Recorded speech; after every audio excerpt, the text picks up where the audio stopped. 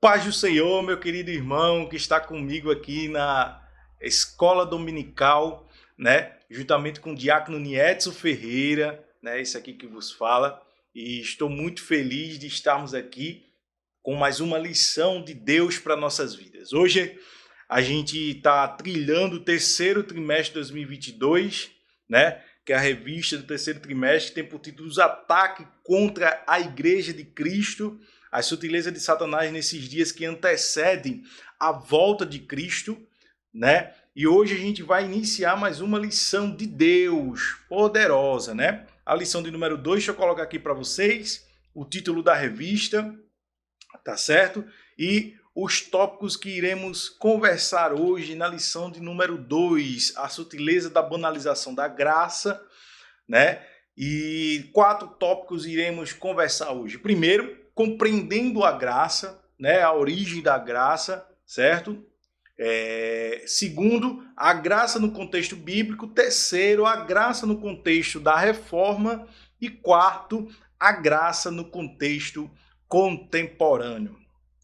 Glória a Deus por isso. Eu louvo a Deus por você que está conosco aqui, nos acompanhando a Escola Bíblica Dominical, né? A gente vem postando semanalmente aí as lições da Escola Bíblica e hoje a gente inicia essa lição número 2. Mas antes da gente iniciar, peço a você que está nos acompanhando e ainda não é inscrito no nosso canal ou que está aqui pela primeira vez, aperta no botão inscreva-se que tem logo aí embaixo, ativa o sininho para você receber todas as nossas notificações, deixa o joinha, curte, tá bom? Porque assim o YouTube vai recomendar esse vídeo para mais vida.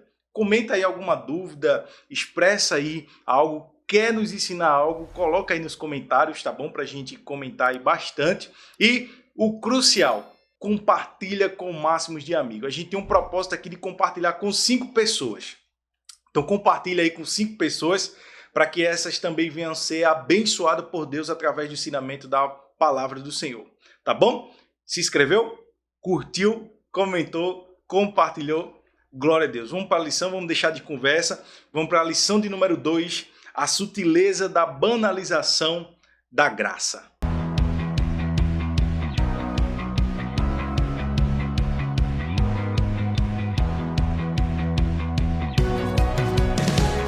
Pois bem, vamos agora para a nossa lição de hoje, né? A gente veio trilhando aí a lição de número 1, que veio falando sobre a perseguição contra a igreja, né?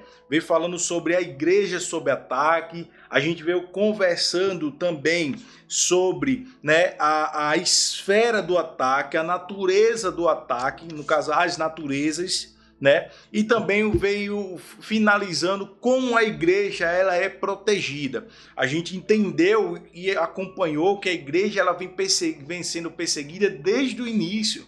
A gente pega o apóstolo João sendo jogado na ilha de Patmos, por quê? Porque pregava o evangelho, né? A gente pega Paulo sendo preso várias vezes porque pregava o evangelho. Ele antes que era perseguidor do evangelho, agora ele é pregador do evangelho, e a gente aprendeu tudo isso, e Paulo ele veio aí com essa maratona de prisões, né? João foi jogado na pior prisão possível, que era a ilha de Patmos. Então a gente vê que a igreja ela vem sendo atormentada por Satanás desde os primórdios. Agora, desde o seu início, né? Agora a gente vem falando sobre um ponto específico, que é o fator da graça, né? O comentarista José Gonçalves ele traz a expressão desse fator no livro de apoio, né? Ele diz assim que o dicionário teológico traz o fator de a graça é o amor espontâneo de Deus, ainda que imerecido para o homem pecaminoso, revelada na vida, morte e ressurreição de Cristo. Então a graça, para a gente entender aqui e dar abertura à nossa lição de hoje, a graça ela é um fator, uma dádiva que só Deus é que pode fazer, só Deus é que pode dar. A gente vai aprender isso, que a graça ela tem origem em Deus. Então essa graça ela foi exposta para o homem pecaminoso como eu estava falando no Instagram que a gente não merecia isso, que não somos merecedores da graça, mas Deus mandou o seu Filho unigênito à terra para morrer por todo pecador, por mim, por você. Glória a Deus por isso. Então, Deus ele manda o seu Filho unigênito, e aí entra o primeiro versículo que eu li na Bíblia, João 3,16, para que todo aquele que nele crê não pereça, mas tenha vida eterna. Então, Deus dá o seu Filho unigênito para morrer por nós, morte de cruz, em prol de nossas vidas, e para o propósito veio a graça. A graça veio para o propósito de estar em ativo em nossas vidas, mas para aqueles que crê, alcançará o privilégio da vida eterna. Então precisa ter um fator, precisa crer para chegar à vida eterna. Então a graça, ela é também o caminho para levar à vida eterna, mas para isso precisamos ter um fator ativo em nossa vida, que é o fator de crer, de ter a atenção, de ter o foco, de ter a ação do cristão crendo em Jesus Cristo, né? Porque a salvação não é mais, a gente vai tocar só um pontozinho aqui sobre isso, mas a salvação não é mais pelas obras, né? E sim pela fé. Fé é quem? Em Cristo, em Jesus. É Ele que nos dá o caminho para a salvação. A graça é que nos fortalece, é que está em nossas vidas, nos direcionando para a salvação. Então, a gente vai aprender isso. A gente vai aprender muitas coisas sobre a graça, né? O comentarista também ele botou assim: neste aspecto observamos que a graça é em absoluto dom de Deus otorgado na humanidade, né? Não é por mérito, porque se fosse por mérito a salvação seria por obras. Não é mais por mérito, e sim, né? E sim, é recebido de graça. A banalização da graça, e Deus nos dá de graça. E agora vem Satanás com as sutilezas para banalizar a graça, né? E aí eu anotei aqui, ó, a banalização da graça é o mesmo que apresentar ou oferecer facilidades a cada e acaba divulgando o falso evangelho, conseguindo separar aqui vários conceitos com suas referências.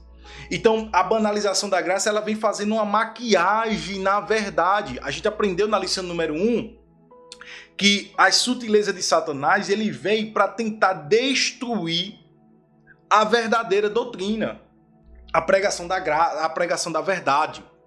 A gente vê Satanás arquitetando ações para destruir os verdadeiros pregadores do evangelho, dando ênfase àqueles que pregam o que a igreja quer escutar e menosprezando aqueles que pregam o que a igreja precisa escutar. Então, a banalização da graça, ela vem com esse aspecto de tirar a verdadeira identidade, a verdadeira ação da palavra do Senhor. Então, vamos aqui, né, para o conceito da banalização da graça. Lição número 2, né, a sutileza da banalização da graça. A gente já aprendeu que é sutil, né? É vindo devagar, é vindo cauteloso. É como Cristo falou sobre os falsos profetas que vêm vestido de ovelha, mas por dentro é lobo devorador. O que é vestido de ovelha? É vindo com sutileza, sendo sutil, sendo aqui, ó, na passada, como diz, né? Os amigos de infância, né? Na passadinha, assim, tranquilo, né? Então, assim, devemos ter cuidado com isso, irmão. Precisamos ter cuidado com isso. Então, lição número 2, né? Do terceiro trimestre de 2022, da classe dos adultos. E o textuário se conta em Efésios 2:8, que diz assim: porque pela graça sois salvos por meio da fé, e isso não vem de vós, é dom de Deus. Verdade prática, a graça de Deus não é barata. Ela requer arrependimento, novo comportamento, ou seja, nova vida em Cristo. A gente aprendeu na lição anterior e na revista anterior também que foi o Sermão do Monte. Se você não acompanhou, vou deixar um card passando ou acompanha aqui na nossa playlist, né? A gente aprendeu sobre a vida em Cristo, né? E a lição passada falamos um ponto específico sobre o fator das pregações de facilidades, que é o liberalismo, né? Que prega o evangelho fácil, que não precisa de renúncia, que não precisa... E aí lota as igrejas. Lota as igrejas. Mas aquelas que priorizam ainda a pregação da verdade, às vezes passa até por luta. Graças a Deus, glória a Deus, porque ainda existem igrejas que pregam a verdade. E aí eu falei na lição anterior, se a sua igreja ainda prega a verdade, glória a Deus por isso. Certo? Então, quando fala assim, ó, a graça barata, que é um tópico que a gente vai citar aqui, é aquela pregação, me desculpa a expressão, mas a pregação chula, que não tem pé nem cabeça, não tem o foco de Jesus Cristo. As nossas pregações precisam ser cristocêntricas e não facilitadas, e não de fácil vivência. Cristo nunca disse, no mundo tereis facilidade. O que Cristo falou é, no mundo tereis aflição. O crente ele vai passar por luta, o crente ele vai passar por prova. Mas a sutileza está... Eu citei semestre passado, eu sei que eu estou repetindo isso. Semestre não, lição passada, eu sei que eu estou repetindo isso, mas para ficar dar uma ênfase nisso aqui. Semana passada, a lição anterior, eu citei o seguinte, que a sutileza de Satanás, eles estão apresentando um meio termo, e esse meio termo, né, porque a Bíblia ela diz sim e não, mas a sutileza de Satanás, ele está apresentando um meio termo, e esse meio termo é ficar em cima do muro, e esse meio termo é querer coisas que me beneficiem, e não que beneficie o reino. Ninguém mais quer trabalhar para a obra, querem facilidades, querem coisas que sejam mais fácil, pregações mais fáceis de escutar, pregações que não sejam duras, que não falem a verdade. Eles preferem ter esses tipos de pregação do que pregação da verdade. Então, para você ver como está acontecendo, e Paulo ele já vem pregando em cima disso desde mais de 2000 anos atrás. Paulo ele já vem pregando sobre isso. Paulo ele já vem dizendo que existem ações de Satanás para tentar destruir a igreja. Se Paulo falava isso há 2000 anos atrás, vamos dizer assim, imagine agora como é que estão essas ações. A gente vê mais notório, é mais fácil da gente interpretar. A gente aprendeu, né, como é que a gente interpreta na revista anterior os frutos dos falsos profetas. E a gente entendeu uma das coisas que o fruto do falso profeta é sempre escândalo. A igreja está lotada, mas tem um escândalo por trás, tem alguma coisa por trás. A gente vai ver 13 lições, a gente já viu uma, está vendo a segunda agora, mas são 13 lições de alerta para a igreja e mostrando para aquele que está nos assistindo, para você aprender, para eu aprender, como está o meio hoje que vivemos. A gente vai falar a próxima lição sobre a imoralidade sexual, que tem pastores, pregadores, cantores de referência no púlpito e deitando com outras mulheres, que não é a sua. Então, perceba como é o grau de sutileza, de ações de Satanás no meio da igreja. Falei semana passada que Satanás ele tenta destruir o que foi gerado do coração de Deus. Primeiro, família. Segundo, a obra. Para você ver como é que estão as coisas. E se a gente não abrir os olhos, e se a gente não deixar de dar ibope a essas pessoas, se a gente não deixar de seguir essas pessoas que pregam a facilidade e não pregam a verdade, a gente também vai para o inferno. Me desculpe dizer. Porque o reino de Deus não é facilidade. Eu quero dizer uma coisa para você aqui, deixar bem enfático. O reino de Deus não é facilidade. Se você quiser pregar facilidade, liberalismo, amém. Siga-se o seu rumo. Mas eu não prego, eu prefiro pregar a verdade. Glória a Deus. Vamos aqui para a nossa lição, porque a introdução é um pouco longa. Senão a gente conversa aqui bastante, certo? Então vamos lá para nossa palavra-chave de hoje. Palavra-chave: banalização. Ou seja, né? Banalização, a gente pode usar vários termos, mas vamos usar um termo aqui que eu citei na introdução. É esconder a verdade. Esconder. Tirar de foco a verdade. Amém? Vamos agora aqui para nossa leitura bíblica em classe, que se conta em Efésios capítulo 2, versículo 4 a 10, que diz assim: mas Deus, que é riquíssimo em sua misericórdia, estando nós ainda mortos em nossas ofensas, nos vivificou juntamente com Cristo, pela graça sois salvos. E nos ressuscitou juntamente com ele e nos fez assentar nos lugares celestiais em Cristo Jesus, para mostrar nos séculos vindouros as abundantes riquezas da sua graça, pela sua benignidade para conosco em Jesus Cristo. Porque pela graça sois salvos por meio da fé, e isso não vem de vós, é dom de Deus, nem vem das obras, para que ninguém se glorie. Ó, só que interessante aqui, Paulo cita, né? Não são das obras, não vem das obras. Salvação, a graça, não vem das obras. Por quê? Porque se vir das obras, o homem ele vai se gloriar. Ele vai dizer que é melhor do que o próximo. E a Bíblia, ela cita que somos todos por iguais. Cristo, no Sermão do Monte, ele diz: ninguém é maior nem melhor do que ninguém.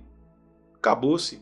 Porque somos feitura sua, criados em Cristo Jesus para as boas obras, as quais Deus preparou para quem andais nelas.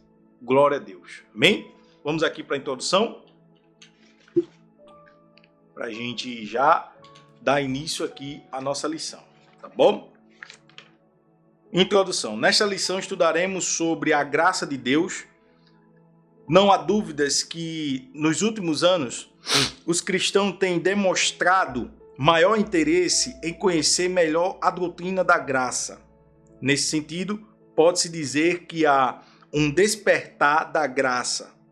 Contudo, para muitos esse ensino continua ainda ofuscado. Nesse aspecto pode-se dizer que a doutrina da graça tem sido mal compreendida e, portanto, mal assimilada e, consequentemente, desvirtuada. Muito que se prega e se ensina como sendo o evangelho da graça, nada mais é do que uma forma deturpada da graça. E é a graça barata. Vamos entender aqui esses aspectos, né? Vamos aqui para compreendendo a graça. Primeiro subtópico: a graça é divina. Ao se afirmar que a graça é divina, se quer dizer com isso que a sua origem está inteiramente em Deus. Foi ele quem quis agir com graça. O testemunho bíblico é que aprove a Deus salvar os homens, como diz em 1 Coríntios 1:21. Isso significa que a origem da graça, bem como a iniciativa da salvação, é ato de Deus. A graça, portanto, tem origem no céu. Ninguém pode salvar a si mesmo. A gente encontra o contexto, a ação graça no Antigo e no Novo Testamento. Para você entender, no Antigo Testamento encontramos a palavra hebraica em, que com o sentido de favor imerecido, né? Então, graça, ela tem essa significância, né?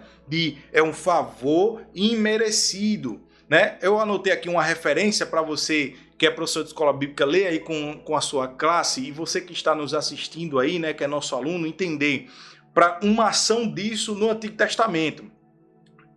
Em Êxodo 33:13 diz assim: agora, se alcancei favor diante de ti, peço que me faças saber neste momento o teu caminho, para que eu te conheça e obtenha favor diante de ti, e lembra-te que esta nação é o teu povo. Então, é para você entender como eram as ações do favor imerecido no Antigo Testamento. No Novo Testamento, do grego, a palavra graça vem de chare, né? Que tem o significado de dom. E dom não provém das nossas vidas, dom sempre provém de Deus, né? Para você ficar ligado aí o que é que está acontecendo. Em Efésios 2, do 8 ao 9, diz assim: porque pela graça sois salvos mediante da fé, e isto não vem de vocês, o dom é de Deus, não de obras, para que ninguém se glorie. A graça, ela vem de Deus. A graça, ela tem origem de Deus. A graça, ela é estruturada por Deus. A graça, ela é gerada por Deus. Então, a graça, ela vem de Deus. Deus é que provém esse favor, esse mover sobrenatural sobre nossas vidas. Então, compreendendo a graça, primeiro tópico, a graça ela é divina.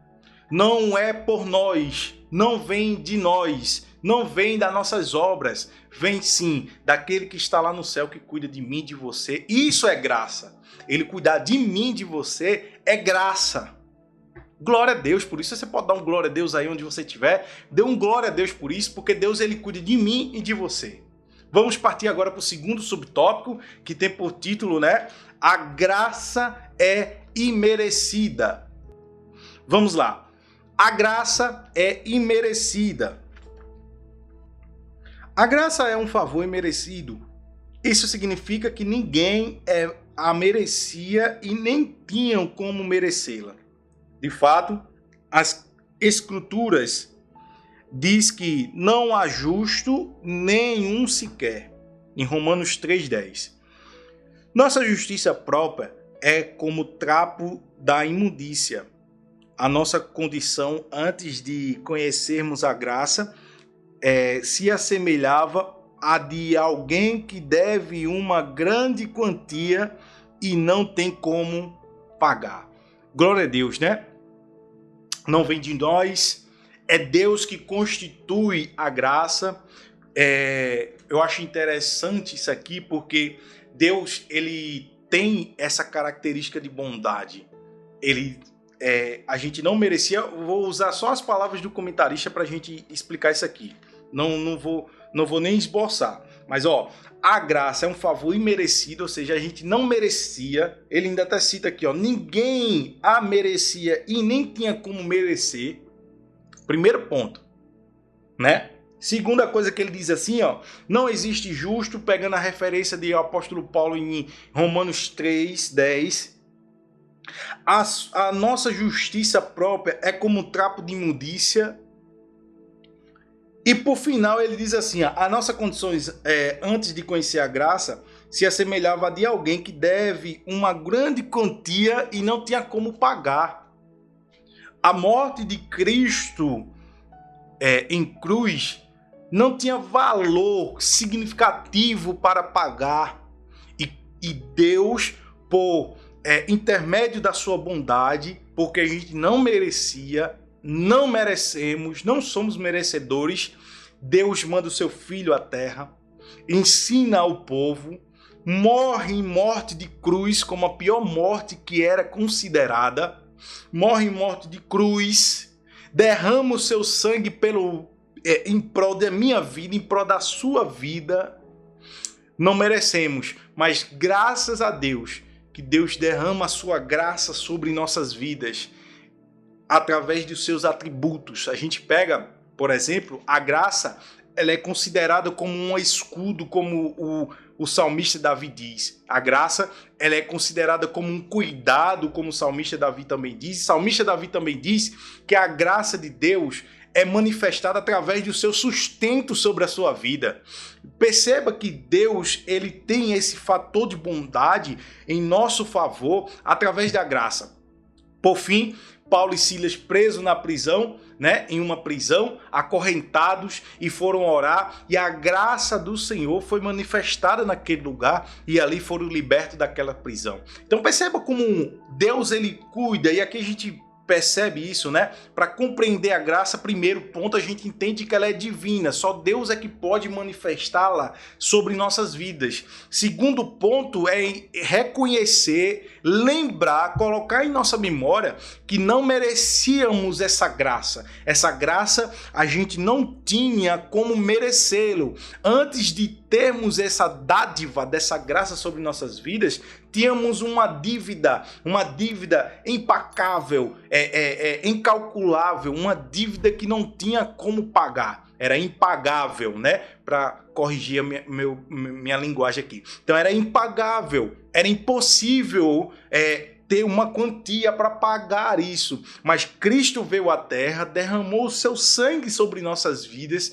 a graça foi instituída em nosso favor, em nossas vidas, em nosso caminhar, em nossa trajetória, com os seus atributos, que eu já citei alguns aqui, através do salmista Davi, através de Paulo, e a gente percebe que Deus ele tem esse cuidado, e o cuidado é um atributo da ação da graça de Deus sobre nossas vidas. Glória a Deus por isso. Deus tem cuidado de você, Deus tem cuidado da sua vida, Deus tem cuidado dos seus dias. E entenda uma coisa, que Deus ele é fiel para cumprir todas as coisas. Isso é graça, isso é a dádiva de Deus sobre nossas vidas, e a gente entende aqui que não merecemos, mas Deus derramou por intermédio da sua bondade, do seu amor fraternal, do seu amor incondicional, derramou a ação de graça sobre as nossas vidas. Se Deus está falando contigo, deixa o joinha aí para o YouTube recomendar para mais vidas. Vamos partir aqui agora para o nosso segundo tópico, que tem por título A Graça no Contexto Bíblico. Ficou claro agora sobre o que é a graça, da onde vem a graça, somos merecedores, não somos merecedores, e agora a gente vai pegar agora no contexto bíblico, aplicado no que a Bíblia diz em fator da graça. O que é que a Bíblia diz em fator da graça? Primeiro ponto, necessidade da graça. Somos necessitados da graça de Deus. Vamos entender o porquê somos necessitados. Uma das doutrinas mais bem definidas e clara nas Escrituras é a referência da queda do homem, ou seja, no pecado, né? O primeiro fato a ser observado é que Adão, o primeiro homem, foi criado como um ser moralmente livre, podendo escolher o que fazer. As Escrituras diz que Adão foi tentado em João 3,6, mas não coagiu a pecar em Gênesis 2, né? Gênesis 3,6 foi tentado e Gênesis 2 não coagiu a pecar. Deus o responsabilizou por sua desobediência em João 3,17, em Gênesis 3,17, perdão. O primeiro homem, portanto, de forma livre e voluntária, obedeceu e pecou. Desobedeceu, perdão, e pecou. O segundo fato é que a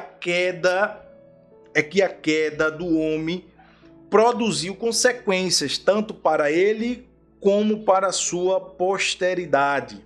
Adão era a cabeça da raça e, como tal, todos os homens estavam debaixo de seus lombos. Deixa eu colocar aqui a continuação para você. Ninguém, portanto, ficou fora da esfera do pecado. Tendo caído no pecado, o homem não podia, por si mesmo, se libertar. Uma das consequências advindas da queda foi a necessidade da satisfação da justiça divina. Por isso, a justiça de Deus exige a punição do pecado. Por isso, porque Deus, sendo justo e santo, não deixaria o pecado impune. Contudo, assim como Deus é justo, da mesma forma ele é amor. Isso é denominado pelos teólogos como a doutrina do duplo amor de Deus. O amor de Deus, a justiça e o amor de Deus, a humanidade. Se por um lado a justiça divina exige a punição do pecado, por outro lado, o amor de Deus pela humanidade levou a prover a cruz como um meio de justificação. Em Cristo Jesus, portanto, Deus manifesta seu grande amor pela humanidade e vê nele sua justiça satisfeita. O comentarista José Gonçalves, o pastor José Gonçalves, que é comentarista dessa revista, ele colocou em seu livro de apoio uma coisa bem importante que eu anotei aqui, que eu quero citar para vocês. Nesse aspecto, né, da necessidade da graça, todos os homens e mulheres foram atingidos pelo pecado, a tal ponto que, embora tenham sido feitos à imagem de Deus, não pode por si mesmo chegar a Deus. Não há nada que o homem natural possua ou pratique que lhe faça merecida a graça de Deus. Então, o que é que está acontecendo aqui? Adão, ele peca. Adão, ele é expulso do Éden. Esse fator do pecado foi exposto, foi jogado para toda a humanidade. Então aquele que peca vai ter uma justiça perante Deus, que aí a gente pega vários exemplos bíblicos, como um dos mais conhecidos é o fator de Davi, que Davi comete 2 pecados, o adultério e o homicídio, né?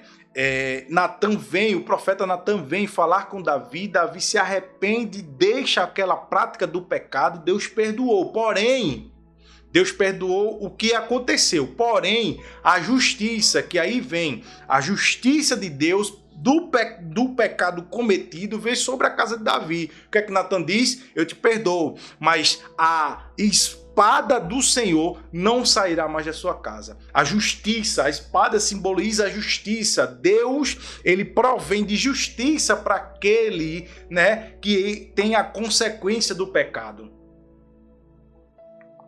Então, a necessidade da graça, ela vem com um fator profundo em dizer o seguinte: todo mundo foi atingido pelo pecado que outrora iniciou lá desde Adão. Todo mundo foi atingido. E a necessidade da graça, ela veio no fator que, eu já até citei, vou repetir, Deus, ele provém de seu Filho unigênito vir à terra e morre em cruz, derramando o seu sangue por mim e por você. A graça, ela fez o quê? Ela pegou aquela justiça que existia sobre nossas vidas, aquela justiça que veio sobre nossas vidas. Então Deus, ele com graça, com bondade, ele diz: eu perdoo os meus filhos, eu perdoo por amor a Deus, né? Por amor aos meus filhos, eu perdoo através da crucificação de Cristo, a sua morte em cruz, né? Então a graça, a necessidade da graça, ela impõe esse fator. O comentarista, ele cita aqui nesse tópico várias formas. Por exemplo, contudo, assim como Deus é justo, a sua mesma forma, da mesma forma ele é amor, né? Que os teólogos chamam de duplo amor de Deus. Por amor à humanidade, Deus manda o seu Filho morrer por nós. Isso é graça. Glória a Deus por isso, né? O primeiro homem, portanto, ele tinha a forma livre e voluntária, e com isso ele desobedeceu e pecou. E o projeto de Deus para nossas vidas não é de desobediência, ele, pelo contrário, buscai o reino de Deus e sua justiça, e as demais coisas serão acrescentadas. É viver em retidão, em obediência, se desviando do mal, como ele caracterizou Jó. Eu posso citar mais outras coisas aqui vinculada à necessidade da graça, né? Ele fala aqui, ó, por um lado, a justiça divina exige a punição do pecado, a consequência, né? E por outro lado, o amor de Deus pela humanidade levou a prover a cruz, né? A cruz como meio da justificação. Em Cristo Jesus, portanto, Deus manifesta o seu grande amor com a graça pela humanidade e vê nele sua justiça satisfeita.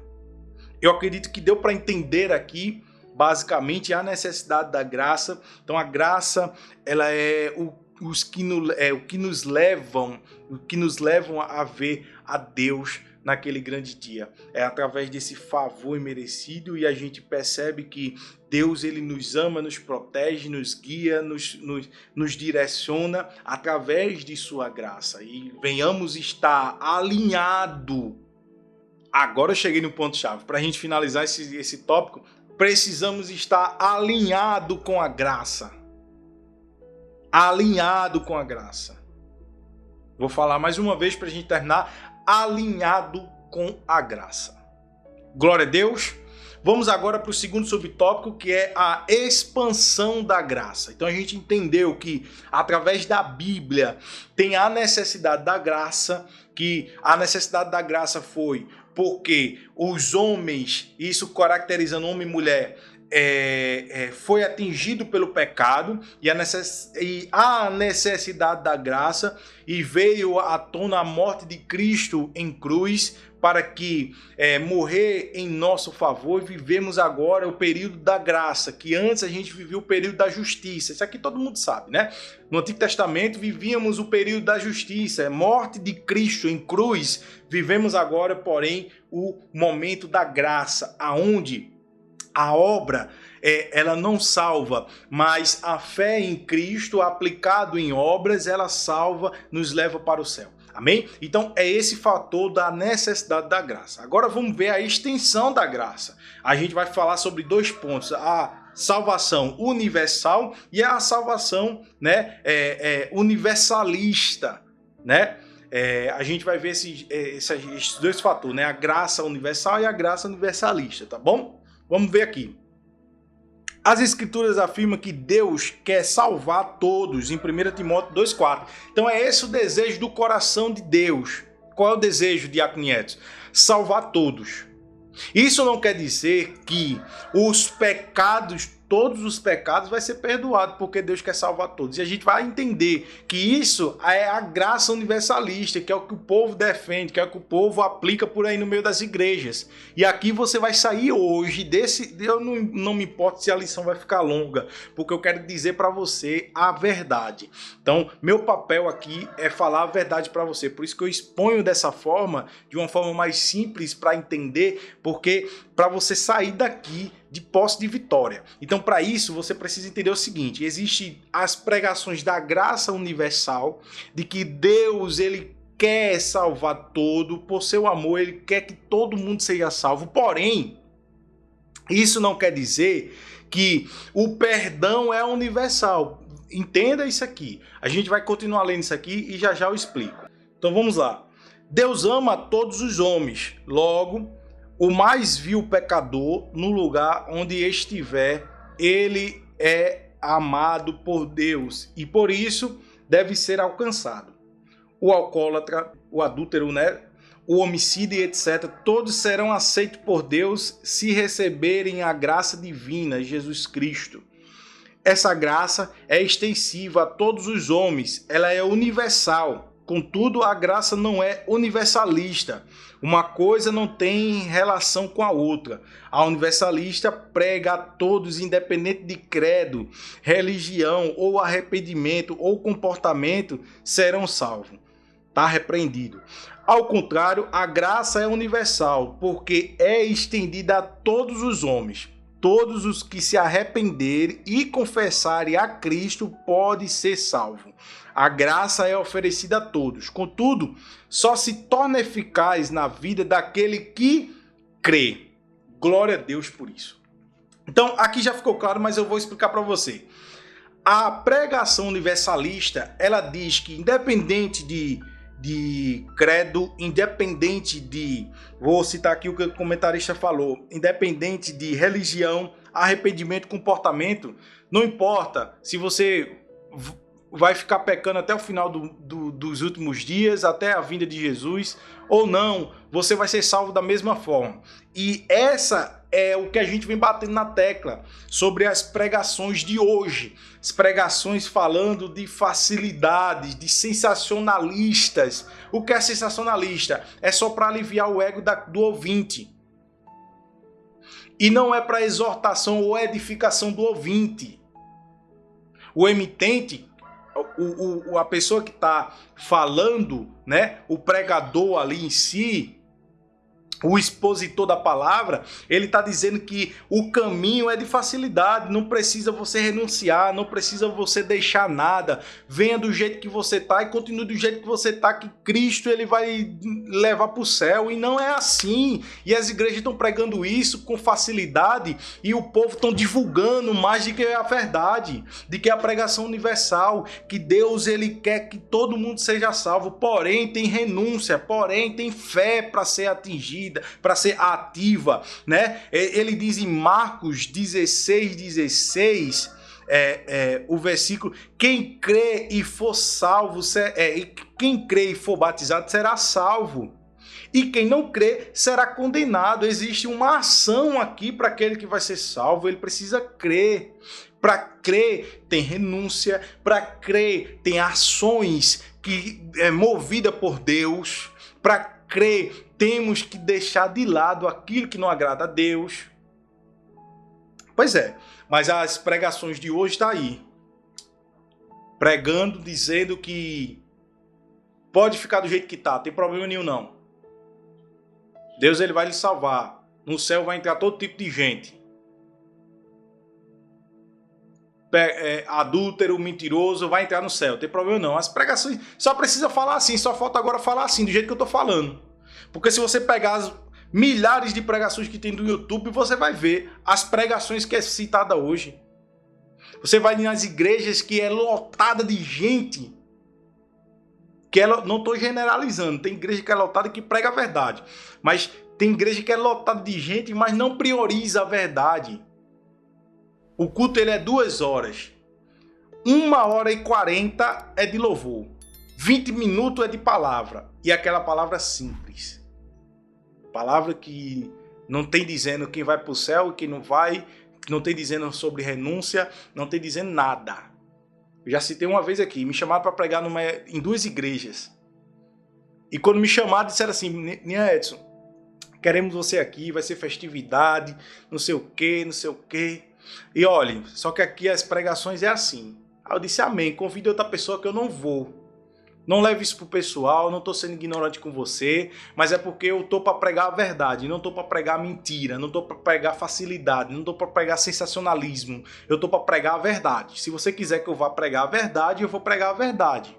Agora, se você não quiser, meu filho, muito obrigado pela lembrança, que Deus continue abençoando você e seu ministério, mas eu não vou, convide outra pessoa.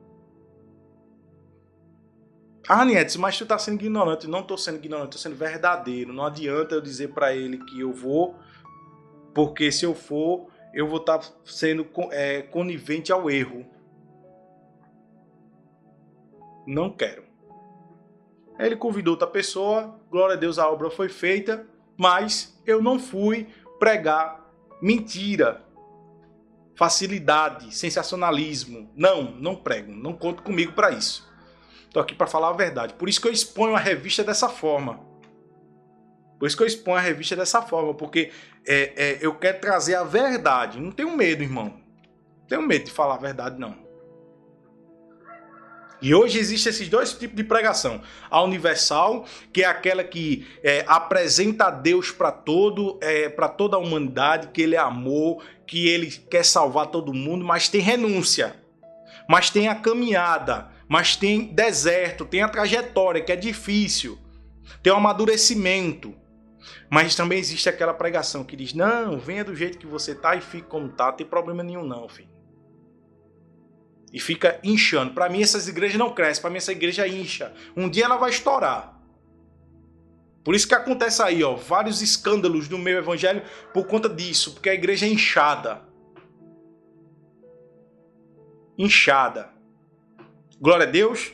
Se você está sendo abençoado, já deixa aquele comentário e deixa o joinha. Não deixa de se inscrever, porque Deus quer te abençoar mais e mais ainda. Amém? Para também essa palavra chegar em muitas vidas. Vamos agora para o 3º tópico da nossa lição de hoje. Agora a gente vai lembrar um pouco da Reforma Protestante, o que acontecia naquele período, certo? E aí a gente vai entrar agora no primeiro subtópico, que é a corrupção da doutrina da graça. Vamos ler aqui, né? A corrupção da doutrina da graça. O contexto da Reforma Protestante é muito diversificado. Contudo, é possível identificar alguns fatores que contribuíram para o surgimento da reforma. Primeiro ponto, o catolicismo perdia a influência e por isso surgiu uma reação contra os líderes religiosos por causa de seu baixo nível moral. A rejeição da doutrina católica como válida, segundo, na verdade, rejeição da doutrina católica como válida, um maior interesse pela educação que deixa de ser um privilégio dos líderes católicos e uma maior diversidade de doutrina. De uma forma direta, pode-se afirmar que a reforma surge como uma resposta ao enfraquecimento, deturpação e negação da doutrina da Igreja, que no período medieval havia sido totalmente desconfigurada. A salvação pelas obras havia substituído a salvação pela fé somente. Em outras palavras, a salvação havia ser tornada meritória, Então, a reforma protestante, nesse período aqui, acontecia vários fatores. Os líderes religiosos católicos, eles recebiam valores para perdoar o povo, para liberar o perdão ao povo, para liberar a graça ao povo, para dizer que o povo estava perdoado. Então o povo pagava para quando acontecesse aquela oração, liberasse o perdão de Deus. Só que não era aquele povo que perdoava. É Deus que perdoa, é a graça de Deus, provém de Deus. E aqui mais uma vez a gente toca que essa graça não é dom que provém da nossa vida. Essa graça é dom promovido por Deus. E o que é que estava acontecendo? A corrupção da doutrina da graça estava acontecendo dessa forma. O homem estava levando crédito. O homem, ele cobrava, vamos dizer assim. O homem, ele recebia dinheiro. Só que não vem de Deus, não vem do homem, vem de Deus. Não vem do homem, vem de Deus. Segundo subtópico, para a gente melhorar aqui a nossa interpretação, certo? Desse ponto aqui específico, tá certo? Segundo subtópico, a restauração da doutrina da graça. Então, a corrupção acontecia. A corrupção era grande, A reforma veio com duas realidades.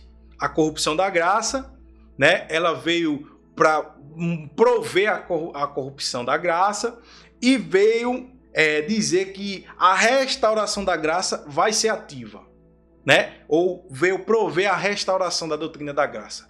Então, a corrupção era grande. É porque, se eu citar aqui, eu já estou aqui há mais de 40 minutos de aula com vocês. Se eu citar aqui várias coisas, a gente vai muito longe aqui, certo? Então, eu citei só um, por exemplo, o povo pagava aos padres, aos líderes religiosos pelo perdão, pela graça.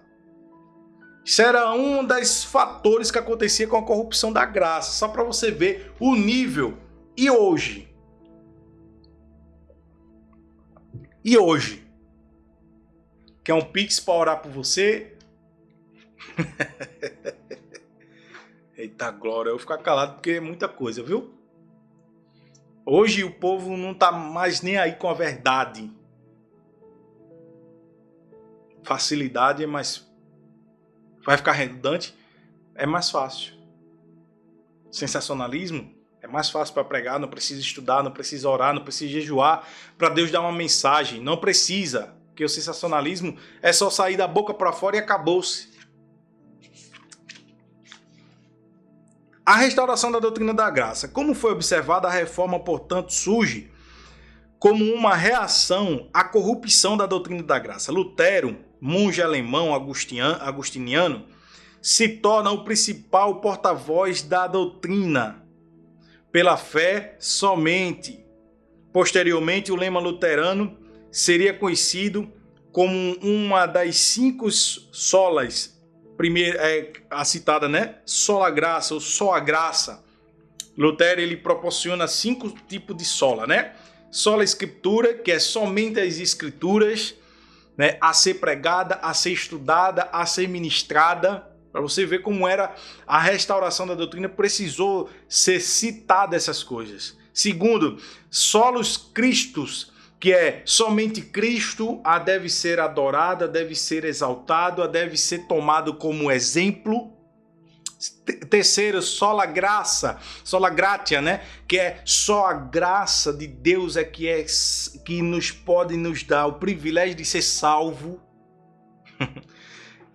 Sola fide, que é somente a fé, ou só a fé, né? A fé em quem? Em Cristo Jesus é que nos leva à salvação, à vida eterna. E por fim, sola de glória, somente a glória de Deus, que é para ser manifestada, que é para ser exaltada.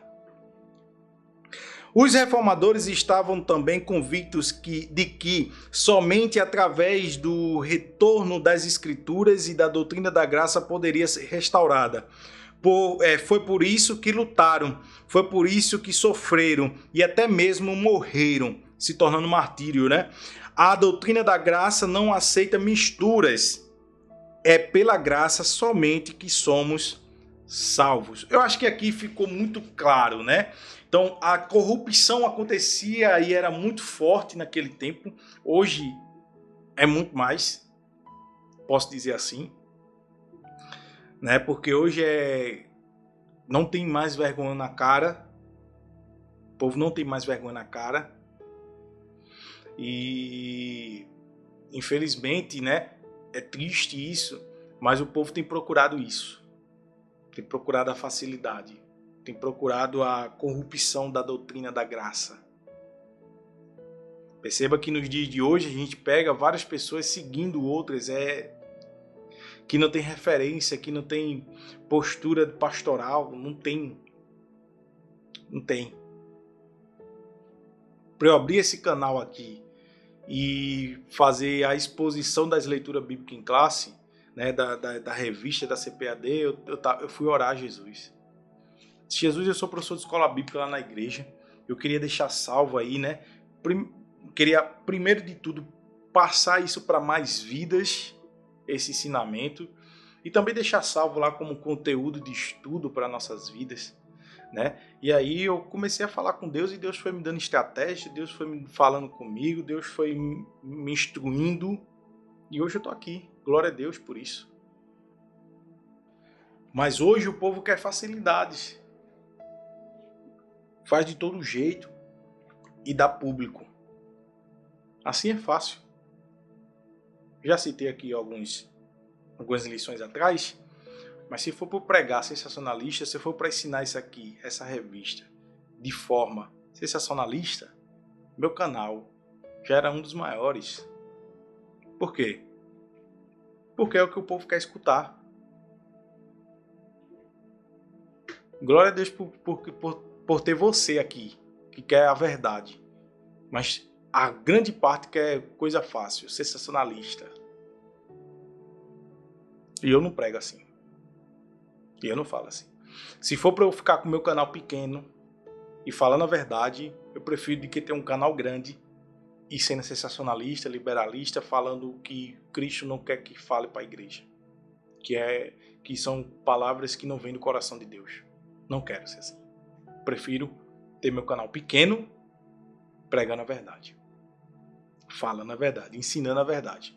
Como a revista, ela nos abrange e é aplicada nos dias de hoje, porque a sutileza de Satanás nesses dias que antecede a volta de Cristo, eu não estou trazendo muita parte teológica, até que estou trazendo, mas só para explicar muito o que é que estava acontecendo no período anterior, né? Ao ponto que Paulo ele vem falando sobre esses ataques, né? E aí a gente entra no contexto teológico. Porém, como é uma revista muito aplicada nos dias de hoje, ela me dá uma abertura maior de falar conceitos atuais para comparar, e como ela é de alerta para a igreja, eu preciso falar isso. Eu preciso mostrar para você o que é que tem hoje comparado a isso aqui. A gente vê corrupção da doutrina. Vou citar os tópicos, A gente vê o povo não está nem aí pela necessidade da graça, o povo não quer expandir, ou quando expande de forma errada. A gente vê a corrupção da graça, a gente vê alguns restaurando a doutrina da graça, poucos. Pode ser difícil, mas eu quero sempre estar nessa restauração da doutrina da graça, falando a verdade, dizendo a verdade, pregando a graça universal, que Deus ele salva, Deus ele restaura, mas tem um caminho a ser trilhado, tem uma trajetória a ser seguida. Para isso, precisa viver em comunhão com Deus, enfim, tá certo? Para não prolongar, vamos aqui para o último tópico da nossa lição, e se você já está sendo abençoado, deixa aí o joinha, tá bom? Se inscreve no nosso canal para que o YouTube recomende para mais vídeos. Que vai ser mais rápido. A graça no contexto contemporâneo. A graça barateada, que é o que existe hoje. Há muito a expressão graça barata. Foi introduzida na literatura para expressar a vida cristã nominal ou mundanizada. Aqui já ficou claro, mas eu vou explicar mais. De fato, o evangelho expresso por alguns ensinadores não reflete mais a graça. Parece que quanto mais crescem, menos influência os evangélicos estão causando na sociedade. Hoje, volta para o evangelho da genuína graça de Deus. Então, a graça barateada ou barata, né? Ela vem no contexto que eu já estou sempre falando aqui, sobre o sensacionalista, uma coisa que existe muito, coach gospel, o homem sempre acima de tudo. Aí a gente vê nos louvores, o homem acima de tudo, você vai vencer, você isso, você aquilo.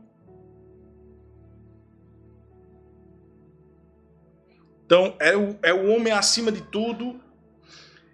A graça barateada, ela esconde o custo de viver em Deus. Que custo é esse, Edson? O custo de deixarmos as coisas que não agradam a Deus, as renúncias. Precisamos pregar contra isso. Precisamos dizer que está errado. Que esses louvores que está sendo entoado hoje, que o homem é exaltado e Deus é humilhado, isso é pecado, isso não existe. Que as pregações sensacionalistas, que os coach gospel que tem por aí, que isso não era para ter a oportunidade de subir no púlpito para pregar o evangelho, para pregar a mentira. Segundo subtópico e último para a gente finalizar aqui, o valor da graça. Escrevendo aos Coríntios, o apóstolo da graça afirmou: vocês foram comprados por preço. Paulo foi um defensor do evangelho da graça. Em seu tempo, ele não aceitou de forma alguma os penduricalhos que alguns cristãos quiseram pôr ao evangelho. O apóstolo sabia do alto preço que custou a nossa salvação, o sangue de Cristo. A salvação é de graça, mas o seu preço custou caro. Duas coisas precisam ser observadas nesse texto. Primeiramente, a voz passiva do verbo grego indica que outra pessoa fez a transação por nós, e o tempo verbal, a aoristo, diz que essa transição foi completa. Ou seja, alguém fez algo por nós e esse feito foi completo. Por isso que a gente diz que Cristo ele é a oferta verdadeira, ele é a oferta real. Não há mérito humano, Cristo pagou o preço e fez tudo por nós. Nada mais precisa ser acrescentado à nossa salvação. Isso é graça. Tem um alto preço. Jesus, o alto preço foi o sangue de Cristo naquela cruz. E agora somos alcançados pela graça.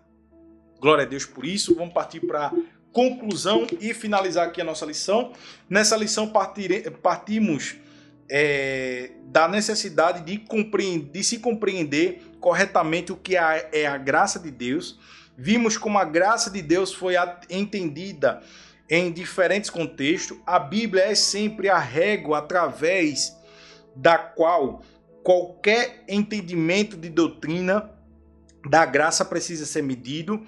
Como verberou na Reforma, a Escritura continua ecoando em nossos dias. A salvação é somente pela graça. Amém? Acho que ficou tudo bem claro, mas se você tiver alguma dúvida, deixa nos comentários aí, qualquer dúvida que surgir, não tem problema nenhum, tá bom? Se eu falei algo errado também aqui, queira corrigir através da Bíblia, à luz da Bíblia, vamos debater aqui também nos nossos comentários. Terceira lição, que vai ser a próxima, a sutileza da moralidade, da imoralidade sexual, né? Com 3 pontos específicos: a revolução sexual, as principais distorções da sexualidade sadia e terceiro, o padrão bíblico para uma sexualidade sadia. Então, próxima lição vai ser vinculada à sutileza da imoralidade sexual. Glória a Deus, hoje encerramos a lição de número 2. Que Deus continue abençoando você. Não deixa de se inscrever, tá? De ativar o sininho, tá bom? De curtir para muitas vidas ser abençoado, de compartilhar para mais vidas, tá bom? De comentar, deixa teu comentário aí, deixa Deus te usar nos comentários, tá bom? E na descrição do vídeo aqui e no primeiro comentário eu vou deixar um link exclusivo para você entrar no nosso grupo, para você ficar sempre sendo bombardeado com as nossas lições, tá? Nosso grupo do WhatsApp, nosso grupo do Telegram. Então, entra lá, tá? Só quem fala é a nossa equipe, só colocando lá as informações da Escola Bíblica. Que Deus continue te abençoando. Até a próxima lição número 3, que a gente vai abordar um tema bastante interessante e que hoje vem, né? A gente vê essas ações no dia de hoje. E que Deus continue te abençoando. Até a próxima, em nome de Jesus. Amém.